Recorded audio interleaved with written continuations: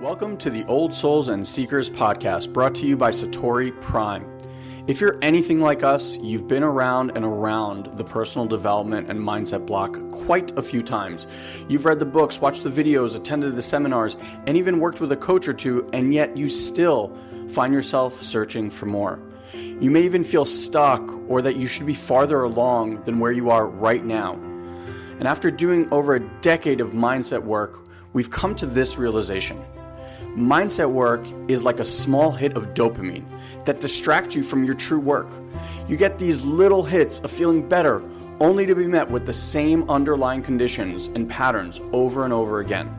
Now, mindset was an important part of your evolution as well as ours, but it hits a plateau, and now you find yourself ready for that deeper layer of growth and expansion. If you're listening to this podcast, then you're ready to get off that Ferris wheel. This podcast is only for those that are ready to dive deep and do the real inner healing work. For those that are ready to move past more information into actual experiences. If you're looking for more understanding, then you've come to the wrong place. This is a home for old souls ready to fully embrace and remember who they truly are. Ready to make a profound difference in their lives and in the lives of others. So welcome home, dear one. We're excited to be part of your journey.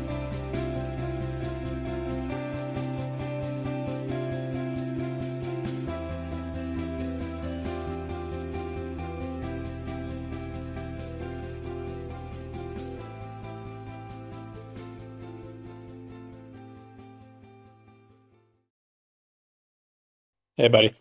Just make sure you're on mute. I said, I want to know from you people out there, when you hear that music, does it not get you excited for like what's coming? Are you like, oh yeah, it's that time of day? I don't know. I'm like Cartman. I get really excited when I hear that music. It's like I have a meditation music. Do you use the Aura ring for meditation music? Sometimes.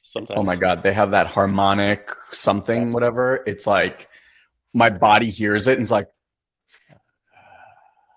Yeah, I totally get it. It's like programmed in. Somehow this song is programmed in for like, good things are coming. Something's going to happen. Yeah, that's awesome.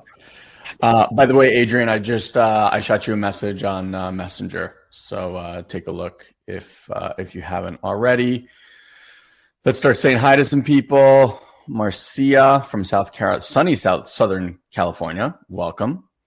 Ritu, our lovely coach, welcome. Deborah from Florida. We're in Florida, Deborah. I'm in Boca.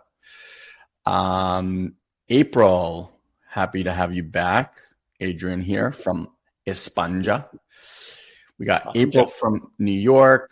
Beautiful. Jeanette is here. Ashley Ellis, welcome back. Jeanette Garcia, welcome. Nice. Veronique, you're so sweet. Another one of our amazing coaches. The best music is from the 28-day meditations, week 3 and 4. Yeah, it is so interesting how like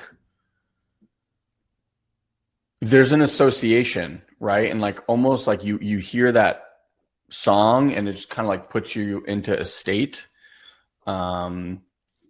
So yes, Megan Steele, I hope you are staying out of the fires and safe over there. I think that's kind of that same area. We have Corey, who some of you guys probably already know because you've just had conversations with him. He's in Kelowna, and also one of our coaches, Andrea, also out there. So, okay, well, we are going to dive in today, talking about fear. Is that correct, bro? That is correct. Okay. Do you remember that time we used to do the fear hunting thing? I do remember. How many of you guys are doing MMI? Raise your hand or say yes in the chat box and let us know. Yeah, I do remember. You know, it's interesting. I was actually thinking about it the other day. I was like, would we still do that today? And I know we wouldn't do that program in quite the same way. Um, and I was actually thinking about it, like there's still, if I were to reframe it today,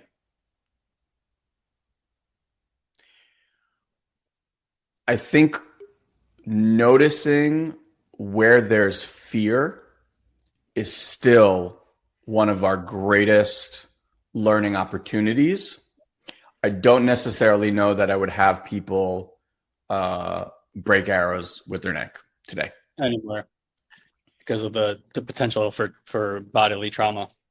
Well, I remember like certain people, even Jasmine, right, was here and was in that program. I remember like her and her name slips me right now. The one that we from the Evia, how that response to the body, and Yeah. that can make sense, especially if there's a lot of trauma in this particular area of the body or rooted trauma.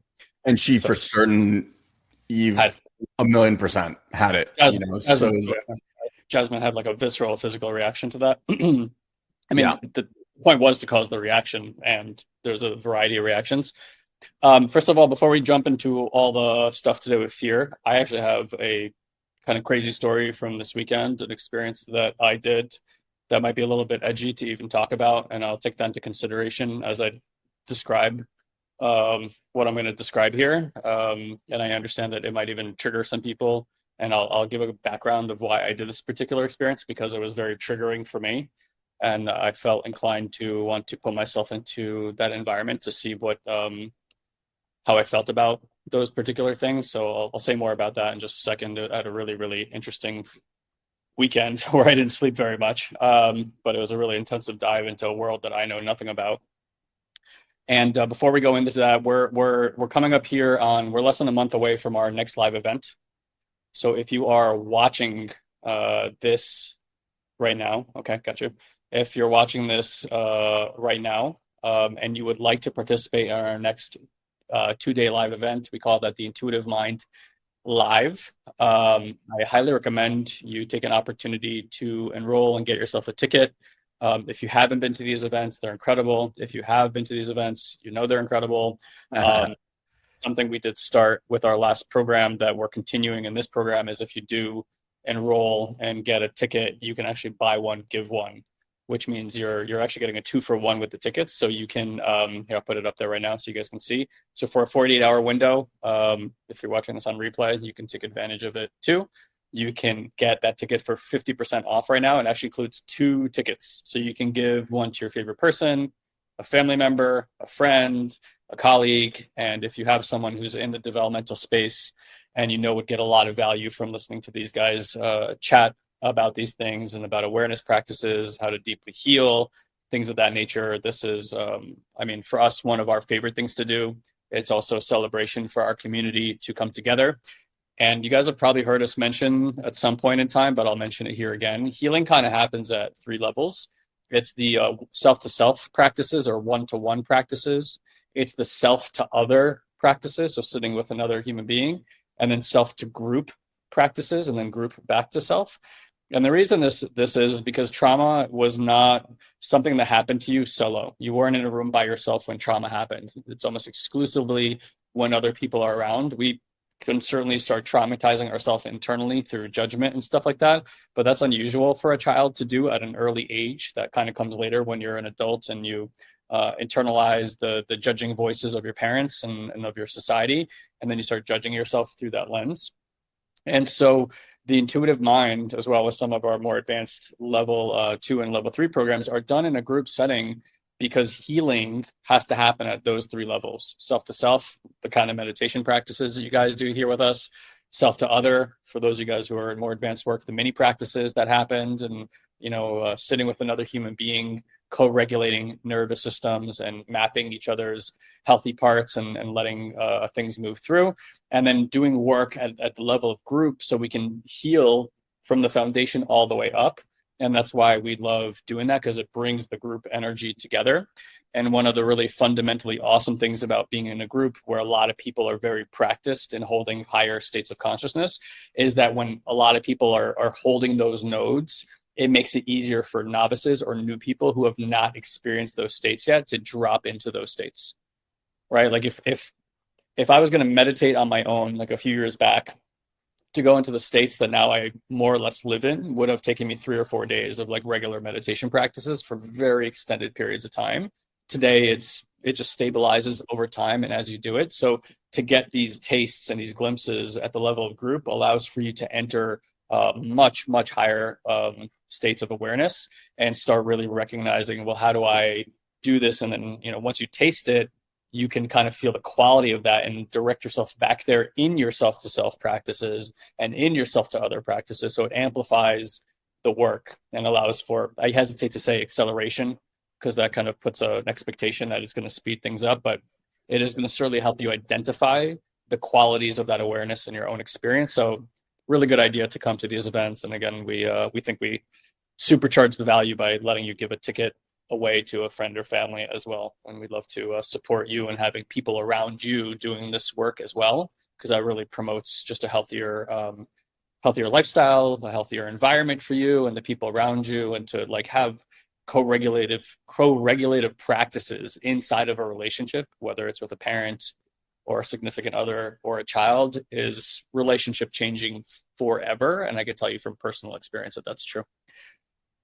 Okay, so do you want to kick off the fear thing, or should I just tell my story? Yeah,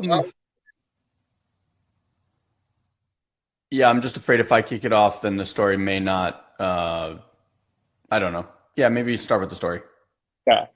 Okay. So I won't give you guys the whole story, but I want to give you context. This past weekend, I did something that's deeply uncomfortable for me, because it's just not environments I've spent time in. So a friend of mine who grew up in a culture from a very young age where he went hunting here in San Diego, more recently has gotten licenses to teach and train people what he calls an ancestor life.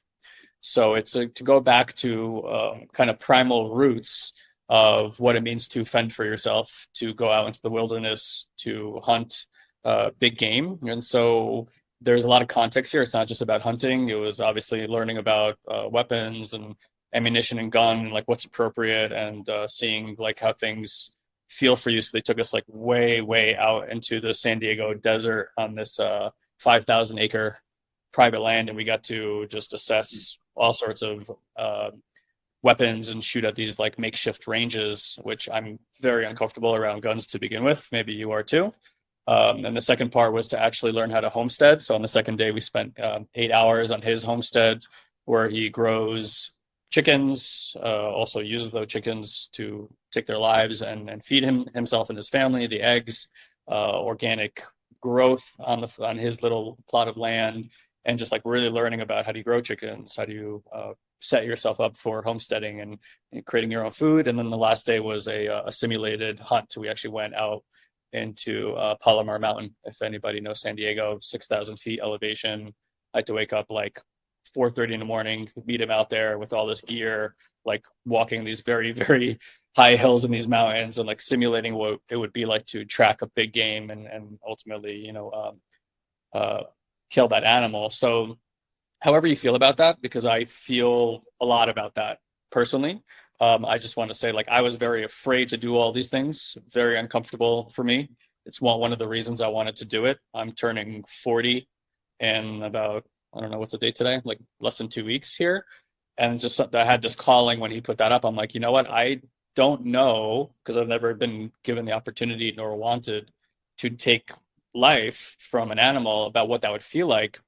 But it would feel to me, and this is what I kind of learned from this weekend, a few things I could just divest here, is first and foremost, most of us are very disconnected from the food chain and what we're putting into our bodies. And I've always thought of hunting as a really kind of evil thing to do personally. But I also know that I'm very opposed to big agro and agricultural farming in terms of animals and factory farming, because I know the animals live in fear. They're not treated well. They're not eating the food they're supposed to be eating and all that kind of stuff. And what I really learned from this weekend is, if you are against big agro and you're against factory farming and the way animals are being treated there, then in a lot of ways you actually want to be, or begin to be, pro hunting, because these guys go out there, they can work a week to 2 weeks at a time to take literally one shot at this animal.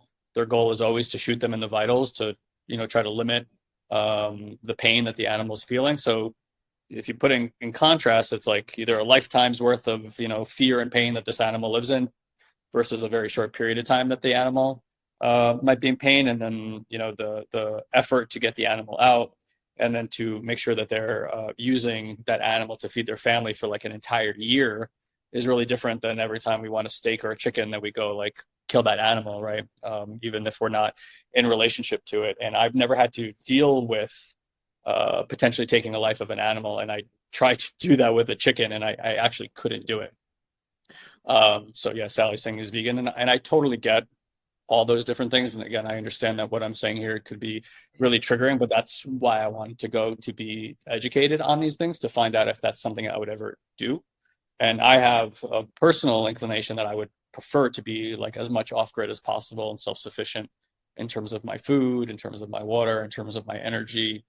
I imagine a lot of you guys probably have those dreams inside too. And that's something I could see myself working towards long term. But if I don't know what that takes, then how am I ever going to get to that goal? So that's why I spent probably close to getting 30 hours of training this past weekend on all those different aspects so that I can start learning about this stuff. And I do think that there is something currently missing in our human experience, that most of us have never had to face that moment and that choice of taking a life, and have had to deal with what that brings up in our body. And that clearly was something that humanity was doing for millions of years for a very long time. And that was just a rite of passage from both men and women in our culture. And for the last 150 years, we're so disconnected from our food. And that just feels like there's something wrong about that. Like if we all had to face that moment of taking a life, whether we could do it or not, I'm telling you right now from my experience, it would completely change your relationship to what's on your plate and how it got there. So I say all that. And again, I get you might be in a lot of places about what I said. I'm a New Yorker. I wasn't around guns. I certainly wasn't around animals growing up. So to me, that was just an important area of my psyche and my body to investigate. I'm not exactly sure what I'm going to do with that yet. I'm letting that kind of sit right now, but it was a really intense weekend for me. So I mentioned that because we talked about fear, and I was putting myself into an environment where a lot of fear could potentially come up. And so something I recognized, and I want to just report about this work that I know for a fact now is this, how this work works. And a lot of people will say, well, how do you know it's working? And it is because there's a certain way that I've always known myself to be in environments that are uncomfortable for me. For example, like walking into a party with, where you don't really know anybody, right? The tendency is to gravitate towards the person you know the best. I think, but we've all had that moment where we like walk into a party of some kind and feel that discomfort, that nervousness, that anxiety, and then have to like deal with that. And that's usually where people turn to alcohol, or they gravitate towards the kitchen and get food, trying to like calm down their systems. And what I noticed, I was the only person that did all 3 days. Other people were kind of in and out of the program depending on what they wanted to do. I was literally the first participant he's ever taken through a full 3 days. So I was kind of like his beta test pilot. Story of my life to be the first to something like that. But what I noticed is, I think that was one of the first times I've ever been in an environment I knew nothing about and just feel uncomfortable with. And then with a bunch of people I don't know, who I have judgments about what it is that they're doing and what it is to be in gun culture and what kind of people are attracted to that. And it was wild because for 3 days straight, my nervous system was completely leveled. I never felt anxiety meeting new people, didn't really feel much about it. It just felt like a really neutral experience. Like I wasn't excited about it, but I wasn't not having a good time either. And that was like a really big wow effect for me. Like I was like, wow, I'm at that point in my experience where my nervous system doesn't get all out of whack. I don't turn to anxiety. I don't have trouble like shaking a hand of a person that I don't know and that maybe I have some judgments around. And that was like a really big, huge takeaway for me from this weekend about like how much work I've done to get my nervous system to a place where it just feels safe. And I was really, really, really, really proud of myself for that, because I've noticed that shift for the last like year, 18 months, maybe 2 years. And that has come with some biological health, by the way, things that are a little too graphic to share, but like things that I know for a fact that my biology has done my whole life when I'm in environments like that, that suddenly it's not doing. And so that's been amazing. And just to kind of contrast this, for those of you guys who are going through MMI, and I don't think this is a wrong approach. I just think that it can be congealed now with the work that we're doing, if you want to think of it that way. Ilan and I used to be fear hunters. Like we used to sit around and literally think, what's the thing we are most afraid of doing? And that would be the first thing that we would go do. Like that was just how we drove our lives. And to some degree, you can argue that that's what I did this weekend also.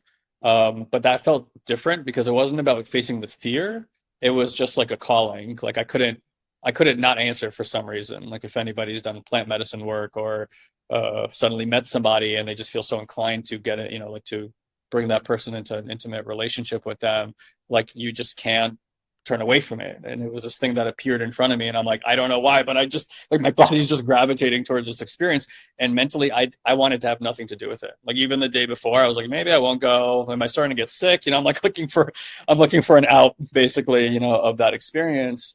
And so that's how we operated. And I do think there's something to be said about recognizing and acknowledging and even honoring that fear is just part of the human experience. 100%. Like you're not going to offset it.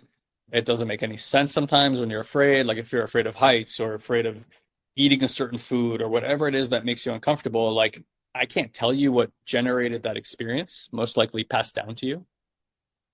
And I think there is something to be said about, hey, let's take that action anyway and see how that makes me feel.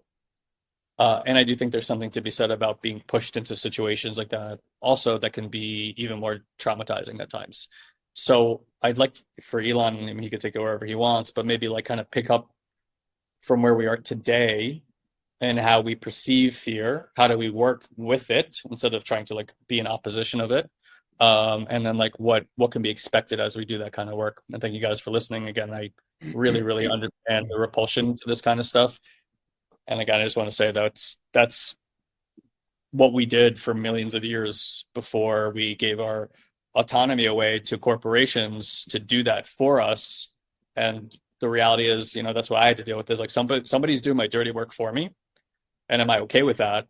And am I okay with what's happening over there? And if there is another way to do it, I would like to investigate that, not just through experience, but through how it makes me feel in my body. And I really want to give a shout out to him, to this guy, his name is Chase, for doing this, because it's not easy to find somebody who's so spiritually aligned simultaneously while doing something like this. And that's why I decided to work with him on this. And also for people who do live in cities or in urban areas where we don't have an easy access to this kind of education. Yeah, and I appreciate that, guys, even coming from the vegans here, because like I'm not opposed to veganism. I ate mostly vegetarian for like 2 straight years to see how that would make me feel. I'm for trying all the experiences and seeing and really testing what's right for me versus what is told to you is the right way to do things. And I really wanted to do it from a really respectful place. I mean, my first questions to him were like, are we going to pray before an animal gets killed? Like it's so meaningful to me because honestly, I feel just like you guys, the worst thing we can do is harm another creature that clearly has consciousness and emotions. Like you don't want to cause this animal pain. And I wasn't with people who are like, yeah, this is great, let's blow their head off or anything like that. It's not about causing an animal pain. And in retrospect, most of us are still paying for and voting for with our money for a system that does create an incredible amount of pain for our animal brothers and sisters.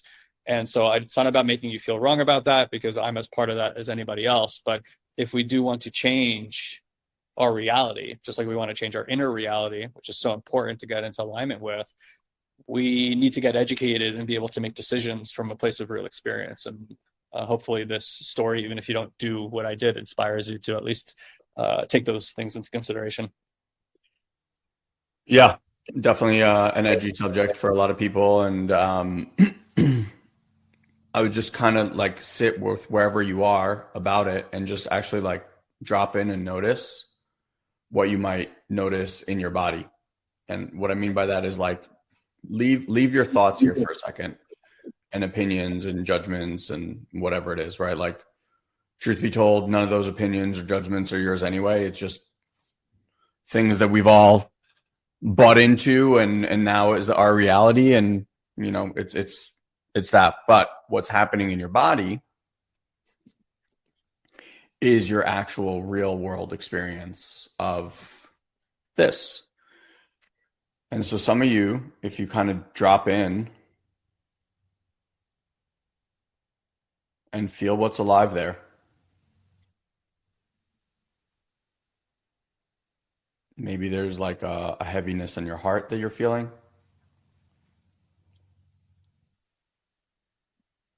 Maybe there's a discomfort in the stomach or solar plexus.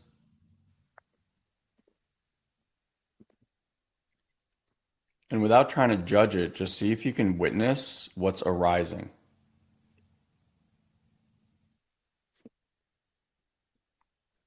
I'll give you guys a little bit of a map here. If you're feeling sensations around the heart, that usually has to do with sadness, grief, sadness. Also worth noting is if you have a lot of sensations around the heart, you're usually someone that mourns or thinks about that which has already happened. So you're like a past-based person. So you're always looking back and getting sad about, what happened or didn't happen, things like that. If you're having more sensations in the stomach, stomach solar plex area, that tends to be more of us future people. And we're the ones that are always worried about what's going to happen or not going to happen.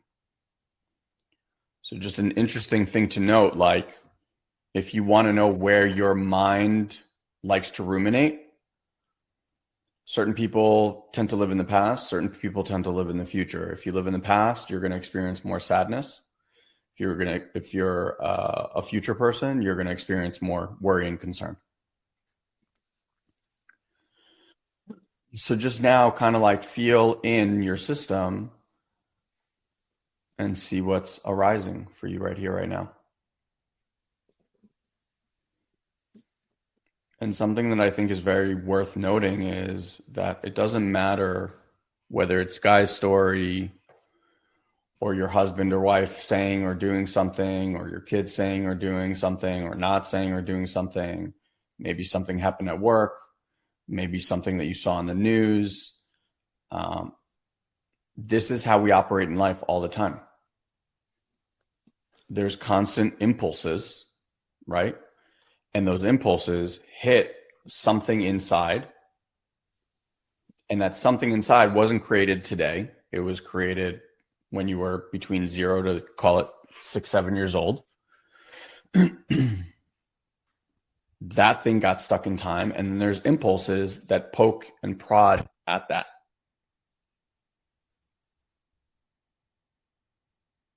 And so see right now, like what got poked? What part just got poked?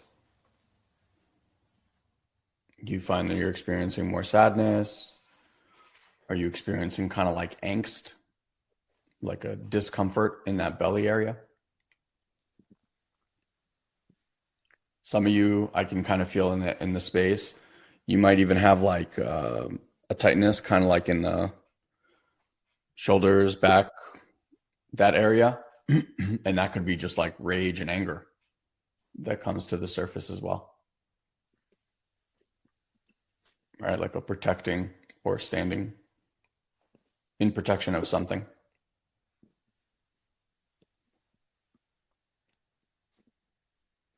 And so to me, today, if I was to remake MMI, yeah, so Jeanette is feeling it more in her shoulders. Yeah, and there you go. She says always there. Right. This is, and just so you guys know, rage, anger, all of that stuff is actually just a protection mechanism for something underneath that. right? Rage was, or anger was a great way to protect our hurt little ones, like the sad ones, the abandoned ones, the alone ones, like, and then not only do you become a protector for yourself, but chances are you became a protector for others, whether it's other people in your life or causes or things like that. So just, again, always, like, these maps are always interesting to note, and then just kind of start to like view life from that place. And so today, if I had to take someone through this process, like, I think fear is still the greatest teacher. So I wouldn't necessarily change anything about fear hunting per se. I really do believe that, like, if one were to sit and feel through their fears, then you would experience liberation unlike anything that you've ever experienced in your life before. Here's my question. Do you think these fears that you have and have had since the time you were very, very young are currently impacting your life, like your day-to-day as lived life?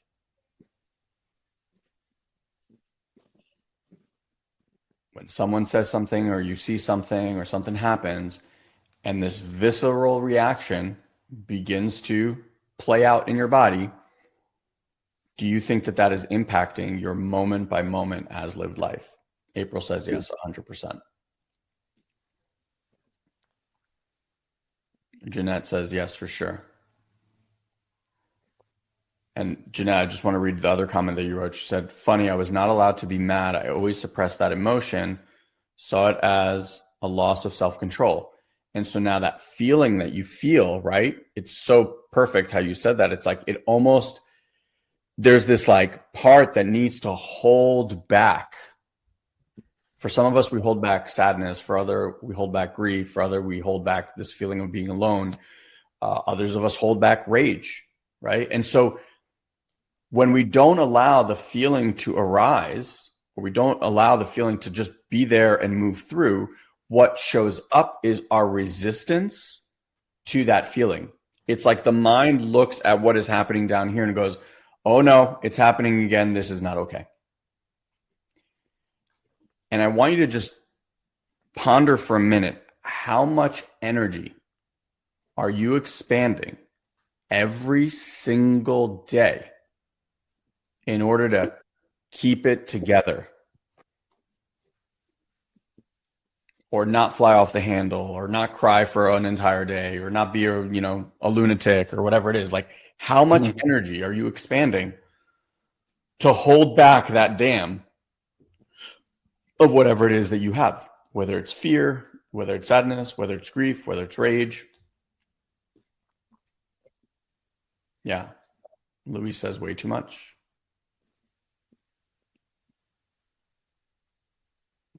Yeah, couldn't measure it. But it leaves you all feeling exhausted, does it not? Like, at the end of the day, you're like, oh my God, I'm exhausted. And you don't even know why. Like, you could have had a great night's sleep. Chances are you're probably not having a great night's sleep, but you could have had a great night's sleep and you're still exhausted. So for me today, I wouldn't necessarily make someone, face that fear and break an arrow on their neck. I do still think that was like one of the coolest experiences of my life. I'd done it by the time of that event. I mean, I'd probably done it like 6 to 8 times. And each time was profound. It was a really, really beautiful experience. Today though, if maybe that was like Ilan's, father, masculine side, today I would bring a lot more of the feminine, the mother side, right? And what I would invite all of you to do is, like, what if you actually turned inwards and met that one who's really afraid, or that one who's really sad, or that one who's really alone? And what if you learned, instead of having to like understand or bypass or overcome or think that you're deficient in some way, that you need to like this notion of like keeping it together, right? So who was it? Jeanette, right, was saying that, like, I think it was her that said that she couldn't. Yeah, Jeanette was saying that she couldn't let it out. So it's like, if there was a safe container where you could, in fact, let out that rage and then be met in the rage while still someone holding unconditional love for you, right? Because the fear is that if I let this out, you're all going to leave and I'm going to be all alone. I'm going to have no love. I'm going to have no connection. That's the deep, deep fear. Like, if we let this out, whether it's, you know, some of you, and I'm not stereotyping, I'm just saying generally, these are the conversations that, you know, men and women have, or like as we grow up. So like for boys, it was a lot of like, stop crying, be a man, don't be a sissy, like that, right? So for us, crying, like showing emotion in that way, for the most part, again, this is not like 100%, but for the most part, that's kind of the culture that we lived in. And, you know, for most boys, they were informed early on that having emotions, too strong, sad emotions, was not okay for a boy to have, right? That creates an imprint. So now every time I feel sadness, what am I feeling? I actually feel like something is wrong with me. I'm not supposed to feel this way. And then I look for ways to bypass or fix that sensation because someone said, this is not okay. A lot of girls got input that like, it's too much. You know, you're too loud, or you're too emotional, or whatever it is, right? And it's like, that's an imprint. So now every time that you experience life that way, you internally go, there's something wrong with me. Mm-hmm. Here's my question. Is there something wrong with you?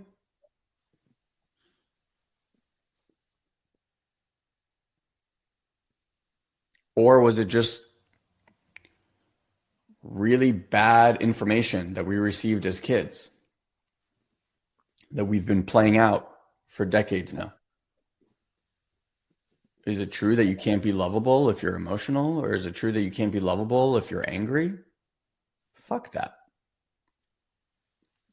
You're human. The human experience is the breath of all of the emotions. We didn't come here to have like an emotion. We came here to experience all of the emotions, and all of the emotions are absolutely perfect. Like, that's why we came here. If we didn't want to experience emotions, we'd stay up there or wherever that is and be light and love and peace and perfection and well-being the entire time. And that's it. We call it a day.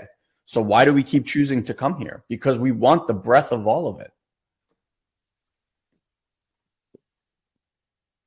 Yeah, Alex, and Alex, also one of our coaches, has done a tremendous amount of work, says this great line. She said, I've been super irritable and impatient the last few days, and I still have that thought. There must be something wrong with me.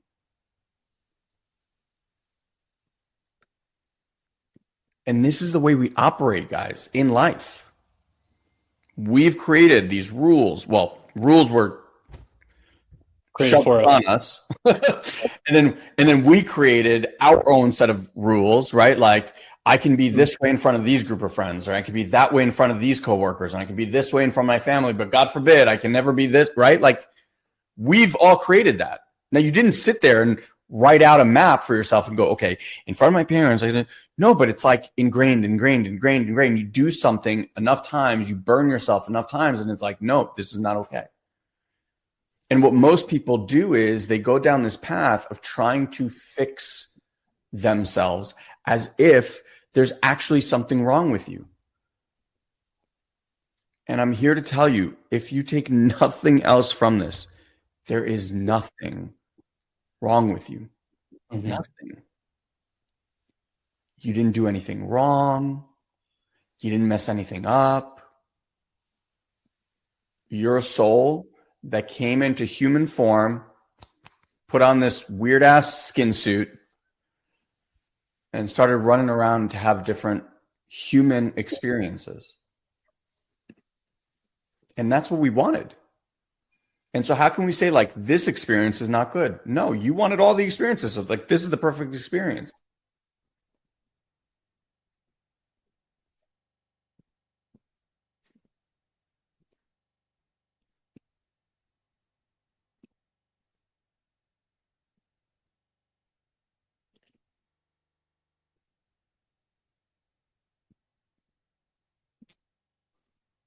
Hey, everybody, just let me know if I froze or if Elon froze.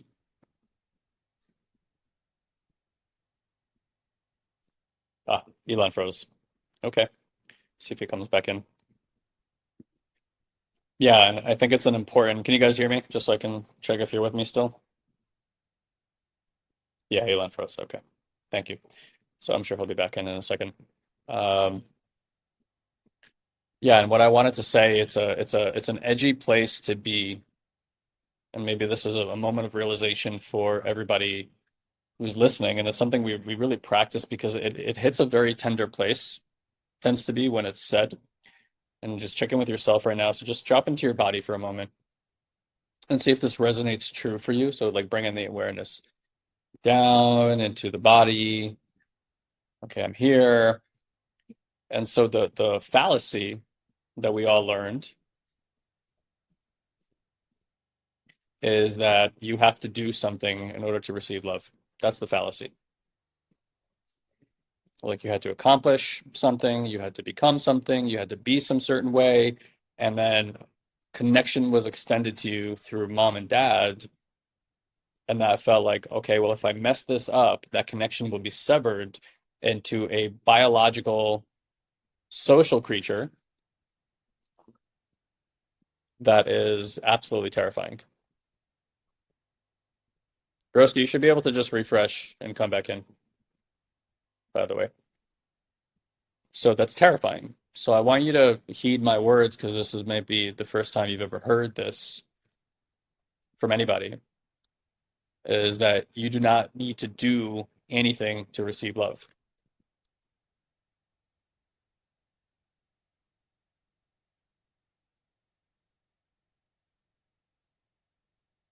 You literally do not need to do anything to receive my love or my awareness or my presence. And if you want a really healthy familial life, that is what you will extend to everybody around you as well.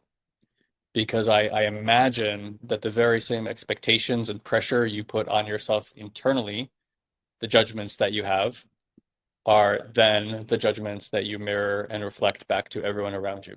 Because if it's not okay for you, it's not okay for them. And so this is hardly, okay,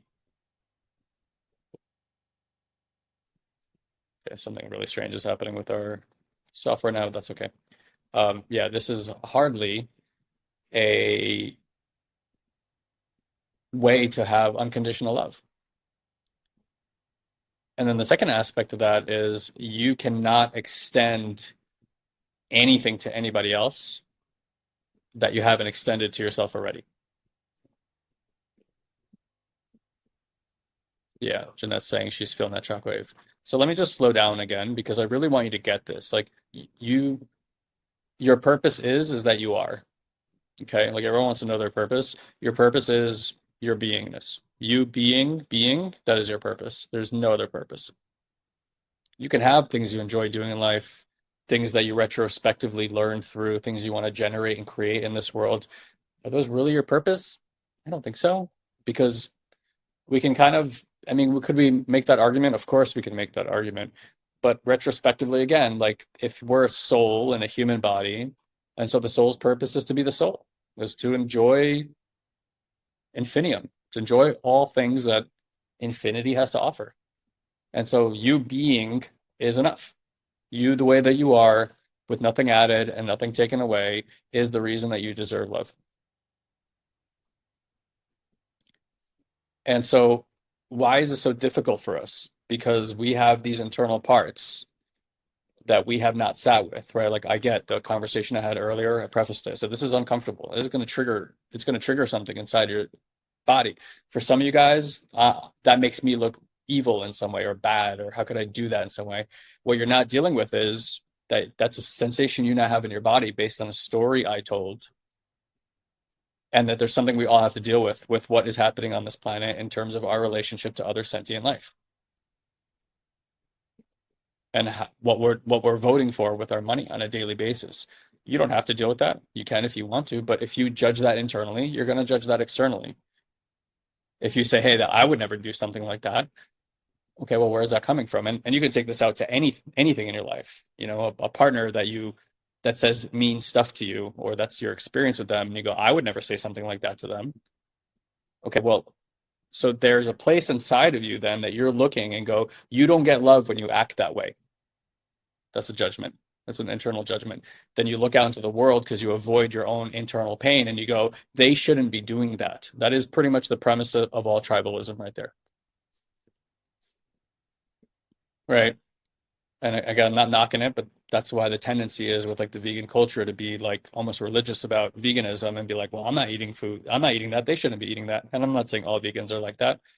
And we all know those kind of vegans. We've all met those kind of people, but we could be that way about anything. I know people who first start personal development. I was that kind of person when I first got going. I thought I found the answer to all the things.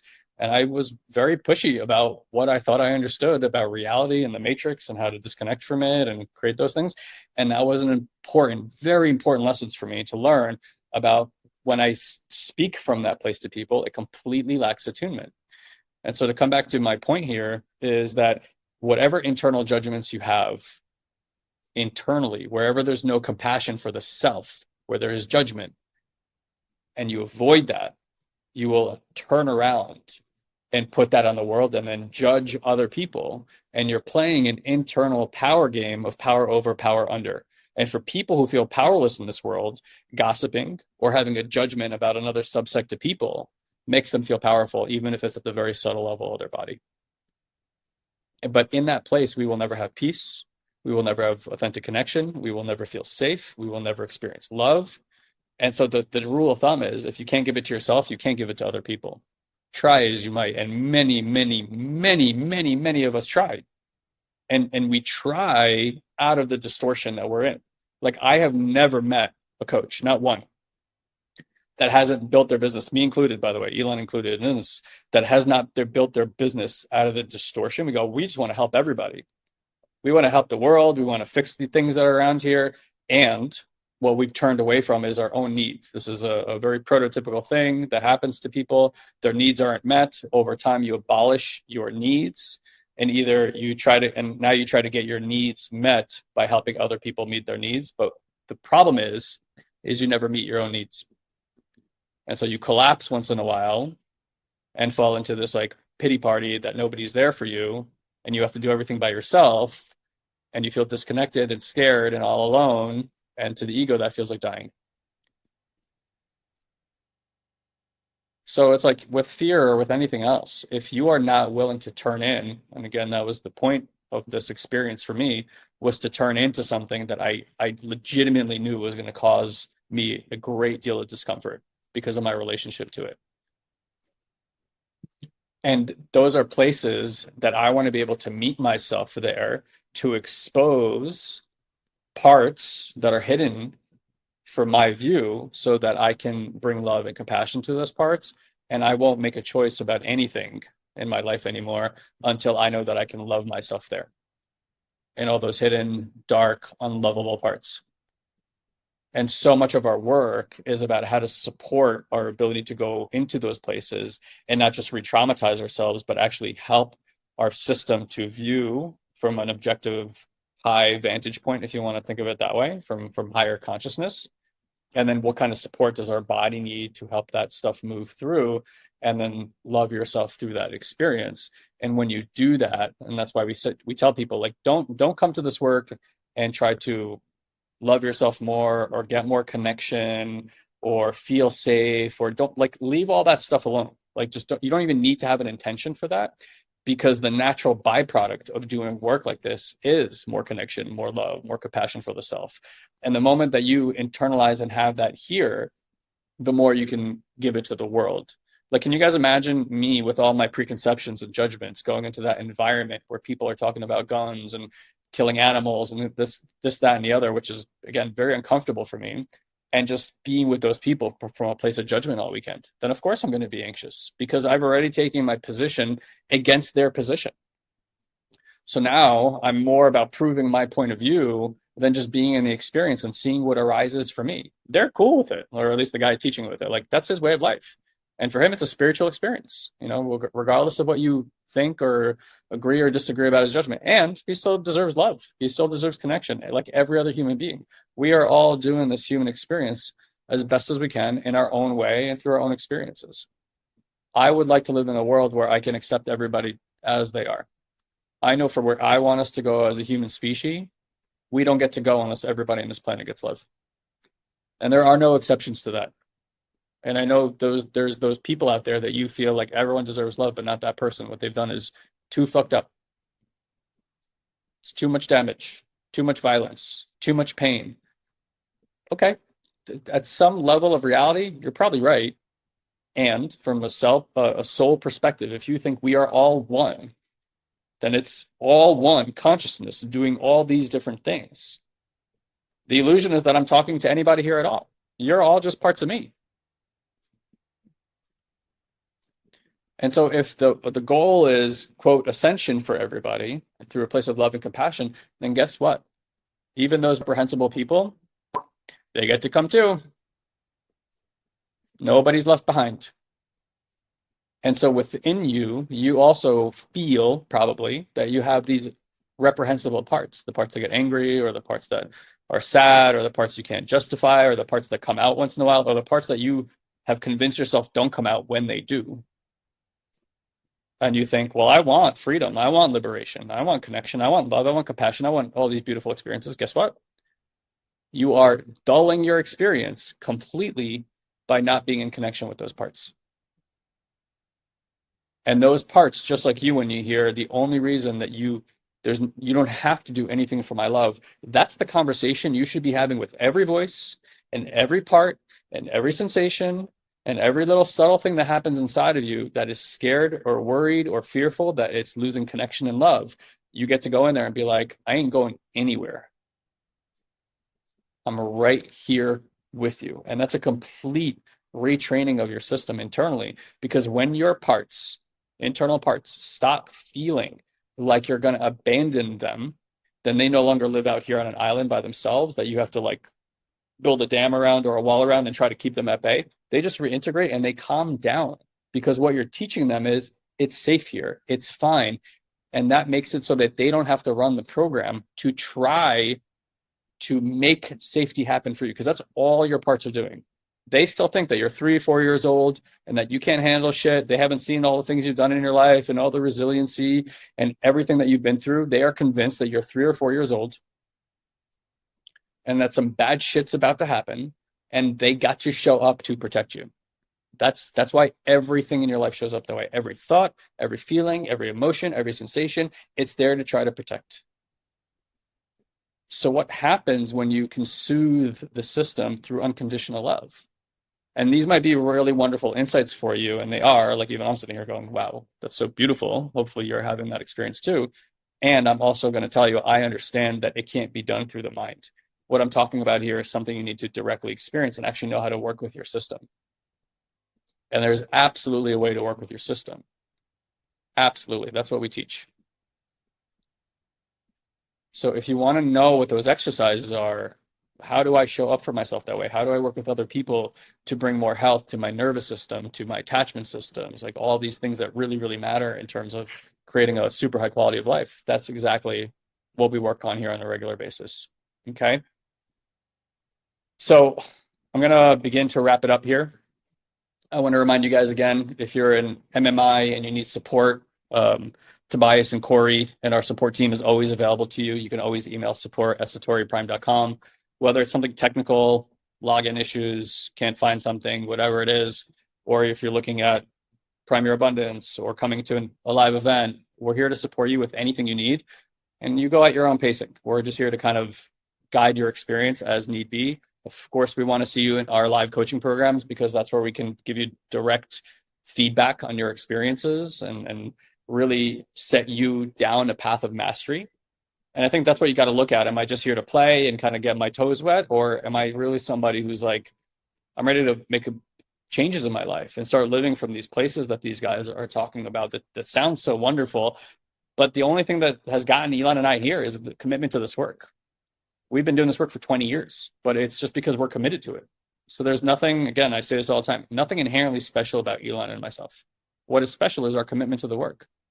And there are things in your life that you guys are deeply committed to. And I would like praise and honor you, whether it's playing music or being an artist in some way, or your relationship to your children. Like, you know, that's something that's a huge, huge thing. And like, you really want to begin by honoring everything, every experience that you've had, everything that you're going through right now. If you don't know how to honor it, you will not go through it. You cannot win this game, if there is such a thing, by opposing anything that's going on in your life. The quickest way through transformation is love every experience that you're in. I know that's simple, like a simple rule, not an easy thing to do, because we need to learn how to meet our internal parts to be able to do that in a really profound way. And that's why we're here. So I'll wrap up again. I really would tell you, if you haven't been to a live event or you want to join us again, please come, take the 50% off, have 50 down below at checkout. We'd love, love, love to see you there. Event's coming up on September 23rd. It'll be here just like that. Okay. Thank you guys for sitting with me today in this conversation that I know may have felt uncomfortable at times. And that's important. It's to recognize where the discomfort is. Elizabeth, yeah, there is a replay that gets sent out about these things. And, you know, again, we're here. You guys have the community. Please take advantage of it. Please recognize the value of what's been built here, what people are building here, which is systems of support at every level. No matter where you are in your journey, we're here to point on the path. Here's the path. Master these skills. You will be forever grateful that you committed yourself to it. And it's really, really up to you to do the work. We're just here to guide you so that you don't have to make all the mistakes that we've made over the years. Okay. Love you so much, guys. Thank you for being here. We'll be back next week. Take care. Thank you, dear one, for choosing to share a bit of your day with us. We value you greatly. And as a way to give back and help you to deepen these practices, we want to invite you to join our incredible community on Facebook. You can do so easily by going to joinoldsouls.com and ask for an invite. This is our private community where old souls and seekers are able to grow and share their journey with others. We hold exclusive weekly live streams, we answer your personal questions, and offer valuable insights that we won't be able to share here on the podcast. So again, just head to joinoldsouls.com and grab your invite today. And as always, if you enjoy this podcast, please head to iTunes and leave us a review. It's the only way other people can find this show. So if it's making a difference in your life, please share the love. Until we meet again, have an amazing week, dear one.